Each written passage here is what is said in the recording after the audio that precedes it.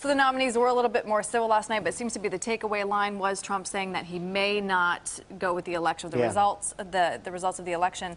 Professor Stephen Caliendo with us again right now. They also hit on Chicago a couple points last night. Yeah, well, this isn't the first time Donald Trump has invoked Chicago as sort of a symbol of what's all that's wrong with crime and why we need more law and order. I mean, he's used that a number of times, and that's not that new either. Going back to the late 1970s, Ronald Reagan, when he was campaigning, invoked Chicago to talk about the need for welfare reform. And Chicago often gets sort of associated with criminality, and a lot of this is surrogates for racism. I mean, there's no question that when Donald Trump's talking about Chicago, he usually very quickly then goes to inner city, and then he sort of goes to Latinos and the blacks, and the way he tends to talk about this. And so he's opening himself up for some criticism there. But from his base, there's no question that there's statistics that show that about how the crime is in Chicago and other big cities, and that was a question about the Second Amendment. I think that's what he was trying to do there. Yeah, they spent a lot of time speaking about that last night. They did, yeah. I felt like yesterday the focus was, although they touched on personal issues, a lot less personal, a lot more about the issues. Do you feel that you learned anything more about the policies that either candidate would want?